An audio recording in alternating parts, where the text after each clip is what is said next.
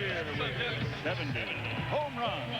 From the St. Louis Cardinals, here is Big Mac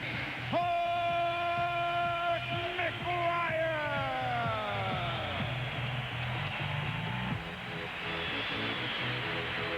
From the Toronto Blue Jays of the American League, Shawn.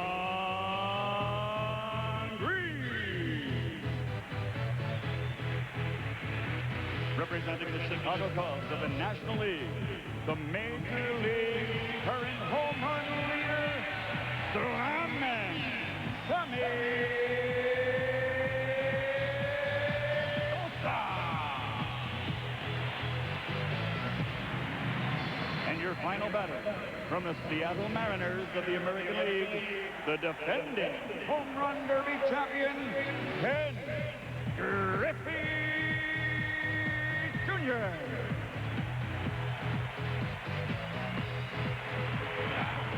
And now the pitchers are ready. The field is ready. You've met players and they are ready. Are you ready? Major League Baseball fans, are you ready?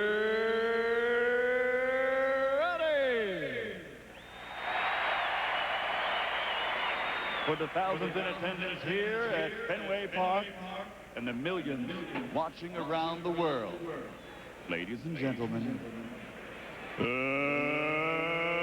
let's get ready to rumble!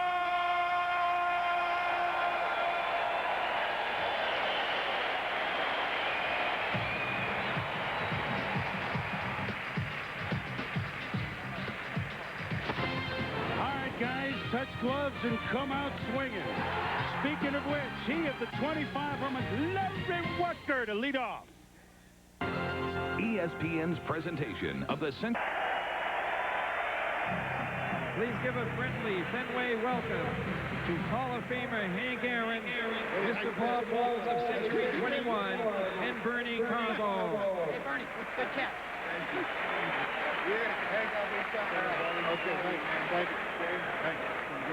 Well, Bernie Carbo is the catcher who hit that big home run to tie Game 6 of that 75 World Series. But Henry Aaron, you know what? He always had a good arm, didn't he, Joe? Yes, he did. Well, here are the rules, and it's pretty simple. You hit it out of the park if you swing, or it's an out. I mean, it's not that. We don't have to explain infield fly rules for this one. The league challenge, which will be the first round, everybody will get 10 outs. And an out is any swing that does not send the ball out of the park. It could be a 400-foot laser off the 420 sign, an out, or a dribbler to the mound. Of course, so the 10 outs and the top 4 will advance. Then we'll wipe the slate clean. 10 outs for the second round. For the final 4, we'll end up with 2. Then the final round, we'll get 5 outs each. And then there's tiebreakers. We'll explain that as we go along. 310 down the line to this 37-foot high green monster. It's 379 at the end of the wall, which is not dead center. That's 390. Right center is the deepest part of the park at 420. Right field into the Red Sox bullpen is 380.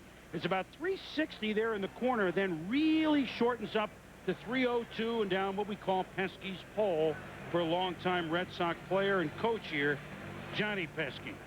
So those are the rules. We will go in increasing order, if you will, of how many each contestant has in home runs. Mike, do you have a thought here? Do you lean to a player or not, or that's hard to pick at this point? Well, again, I hit a little earlier this afternoon, and the ball is flying out very well to left field. So you got to favor the right-handed hitter. So again, I know Junior's tremendous. He's great in this contest. He's got such a great stroke, as Joe has said before. But I just don't see, how he's going to, compete with these guys. If he does, then that'll certainly surprise me. So, Joe, you're on record. Bagwell and Griffey have commented on Wayne Lucas entry in a horse race, huh?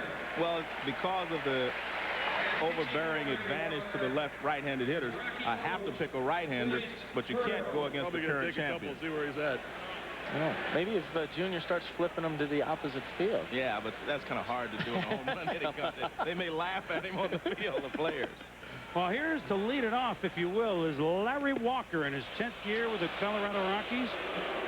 25 home runs. His .382 batting average leads the league. Of course, he won the batting title last year, and in '97 is the MVP. Clint Hurdle, his coach, is pitching to him, and he tries to pull this one down the line. Maxwell Smart would say. You missed it on that one. The videos are gone. Outside for a ball. Of course, there's no balls and strikes. 2 outs for Walker. Larry probably hits off point every day, so he may get into a groove. This is down the line. Will it stay fair? Is it fair or foul? Oh, wow. Couldn't tell from here. That was, boy, right down the line, Joe. Controversial start. That was tight, but we call it a homer. This one is not going to make it. You know, I didn't have a chance to see Larry before. I saw most of the contestants. This may be, I got to think, his first shot at Fenway. Got to be. Yeah, no question. Usually the Western Division teams play on the West Coast. So. I mean, I would assume. Yeah. So it can really, when you walked in here for the first time, Mike, as a Met last year, you'd never seen it, you always seen it on TV. What did you think? I thought it was awesome. You know, I'm not the biggest pull hitter, but it is very inviting out there, that wall. Hey, that made it. That hung up there. 2 homers, 5 outs left. 2 homers for Larry Walker. 5 outs. 5 outs to go. Gets under this one. Will this have enough juice? Back it goes. You'd be thrilled with a ground rule double in real life, wouldn't you? That was out at Coors Field last year. So. Yeah. Yeah. Larry Walker. Any fly balls on out at Coors Field. Didn't get that one. Well, Larry's really trying to drive it right down the line, isn't he, Joe? Well, he should. I think that's the advantage for the left-handers. If they can pull it right down the line, it gives them an advantage. Larry has 3 outs remaining. Trying to go to center, and straightaway center is not as far as right center. On the warning track.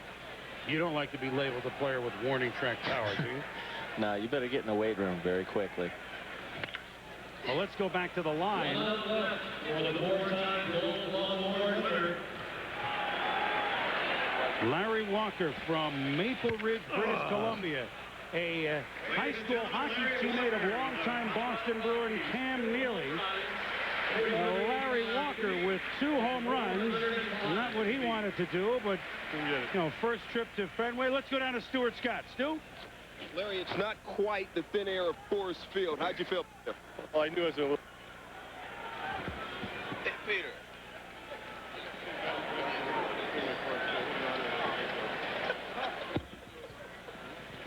Well, we learned about Larry Walker and Stu Scott, men of few words. They just like to get out there and get the deed done.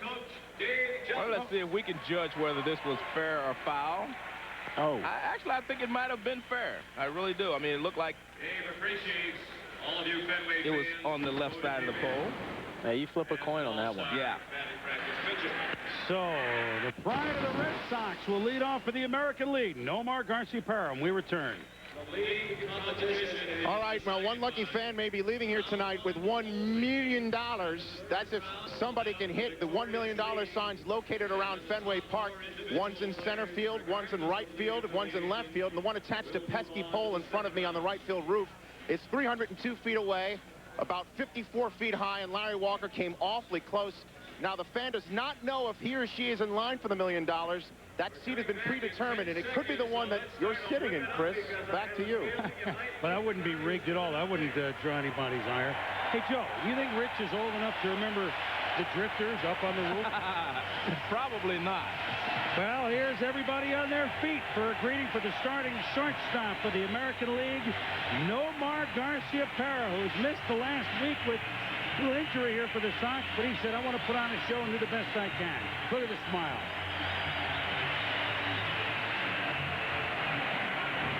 The great thing about Garciaparra, as far as I'm concerned, is that he's like Ken Griffey Jr. You know they're having fun out there on the field. Every time he steps on the field, he enjoys it.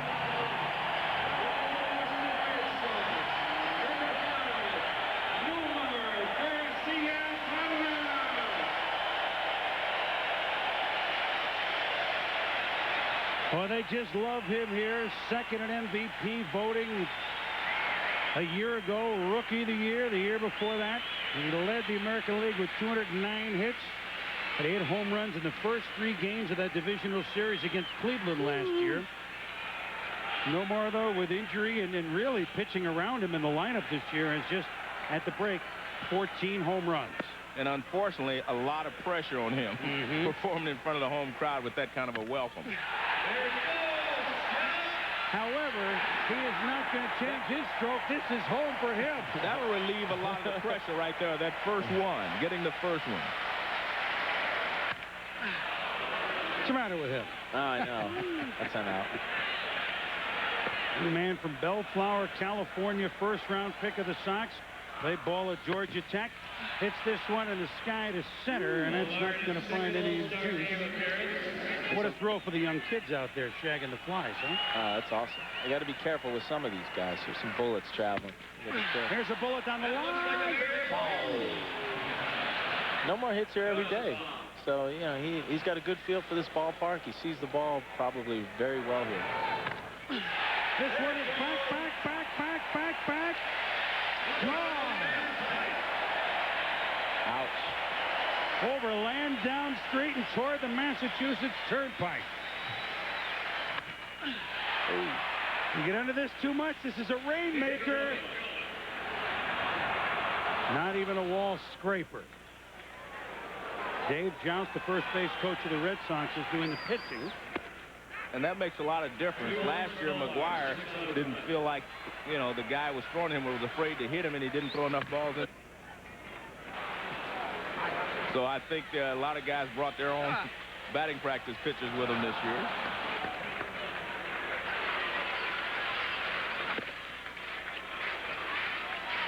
Two homers, 5 outs. Inside, the ball is inside. Oh, boy. That almost took off. Well, you never said it was easy being a cameraman for us. Disability for that? Focus and duck. This is Rick, but it's not going to get high enough. Well, I tell you what, we got cameras. Changing swords. Yeah. Good idea. I think he's getting a little tired. He goes probably dropping down a couple of ounces. That's smart. He's bringing out Excalibur. Yeah, he got a lighter when they hit that one behind him. He's letting it all go. You hear him grunting out there, and you know, some guys are different, Joe, as you know. Some guys really nice and calm and try to hit with their hands, and some guys just grunt. And Garciaparra does have enough liftoff, not quite. So the man who's only the 5th in baseball history to hit 30 homers in his first 2 years, along with Rudy York, Ron Kittle, Jose Canseco, and Mark McGwire, is down to his last out. Grip but foul. So Garciaparra will hang the same 2 spots as Larry Walker. It's not the good news. But there is some good news. They're tied for the leader in the clubhouse. Nomar is moving over to Stuart Scott. Let's try it. He's had a new sword. Here's a new mic. Fans are cheering. Hometown guy. No pressure. First swing. You had to be nervous. I'm definitely nervous, but you know what? I'll tell you what. When you hear the cheering of the crowd, the fans behind you, it's a great feeling. And I tell you what, I had a lot of fun out there. You think you have any advantage because you see this ballpark every day? No, not at all. Not with those big hitters over there, not huh? At all. Not at all. But it was all right, Nomar. Good luck. Thank you. Let's go back upstairs, Chris. All right, Stu. Joe, Well, as Mike said, the first one he didn't change his stroke. Just a nice level swing with a slight uppercut. He hits a line drive more than a fly ball. And he finds the netting in left field. This one was a bomb, as Mike Piazza would say. I mean, this one was hit high and deep. And 414 feet. 37-foot wall, a 23-foot screen, so that cleared it all. When we come back, Jeromy Burnitz of the Brewers gets his hat. To get a flavor, guys. You know, I just wanted to get a feel for, you know, what the wall was like, and this Barry Larkin signing his autograph inside the wall, and lo and behold, check it out. Sweet. Hey, wait a minute. I didn't know you could do that. Hey, there were some great signatures. I Live played shot 7 games here and didn't put one in there. Well, you never got the key to the door like I had. Well, I may have to go tomorrow morning and do that. Let's go, Joe. Yeah, let's go, Mike and I. We'll head down in the morning. There's some great signals. Jimmy Pearsall's name. Good luck to the grounds crew from Jimmy Pearsall was back there. Why are you not in this? Why are you not in this? But he's in it. Jeromy Burnitz, who, even though the Brewers are National League, certainly when they were AL, he, of course, was Cleveland. And so he's had his chances in here, of course, from the left side. Now, he can be a dead pull hitter. So Burnitz, who has 26 home runs at the break and one of the best-kept secrets, Mets, and Cleveland, and Milwaukee went over there in a trade for Kevin Seitzer in '96, former #1 pick of the Mets. In 1990, he swings a heavy stick. And that will be above the bullpen. It's home run. Ouch. Well, Mike Piazza told me before he started, he said if he gets hot, he can really put on a show. Oh, he just lets it go. One hand pirouette at the end. He's on the dish, too. I mean, he is on the dish. Close, just a dead fastball hitter. He's all over a fastball. Ooh. Almost got hit there. Ron Nedset, pitcher from the Brewers, knows where he likes it, and this one is back. God! That's the stroke for a lefty that you need, right, Joe? Yeah, well, he's got enough power that if he hits it well, it's going out of any ballpark.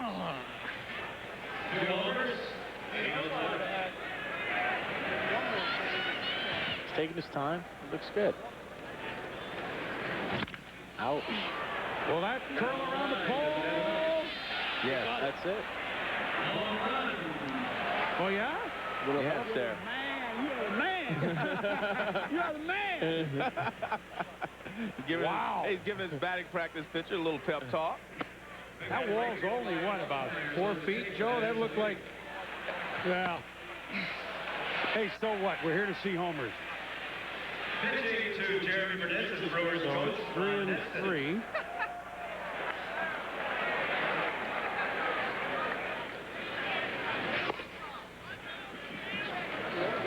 Let me ask you something. You bring your batting practice coach or a coach. Are you nervous if you're one of those guys? You want to really groove it for your guy? I'm serious. Oh, no question about it. These guys want to make a good showing as well. But you have to remember, most of the guys throw batting practice every day. They realize there's pressure, and they get in here and they relax, do the same thing they do every day. Well, we lied. It's Clint Hurdle. See, so we thought it was a Brewers pitcher, but it's Clint Hurdle, so this is the new pitcher. I think Clint and Jeromy were in the Mets organization at the same time. That's right. Jeremy's hit off him before. Ouch. This one is hit back. Gone. A no-doubter.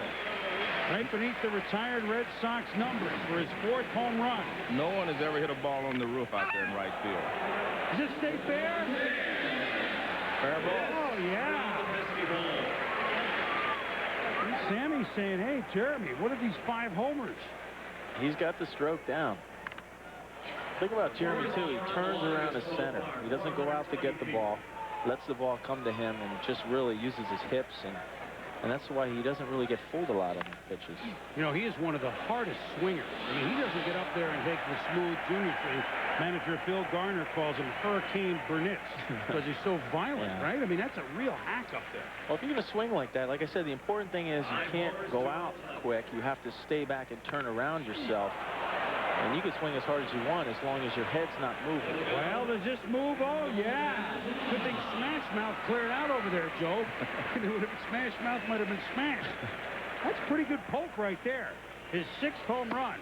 Junior had 8 in his first round last year at Coors Field. That's a single. Here, right? Yep. The ball that Burnitz hit, and this will not quite get there. Oh, he was about 400 to the back of the bullpen, and he is our leader.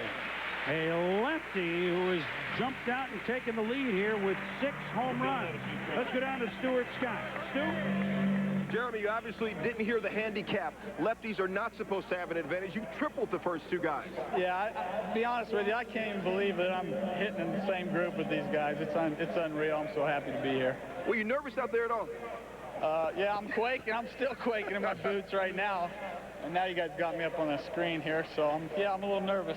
Well, everybody can hear you, but everybody saw you jack 6 out in the first round. Congratulations. Chris, let's go back upstairs to you. All right, Stu, thank you. Well, he had some poles there, guys, didn't he?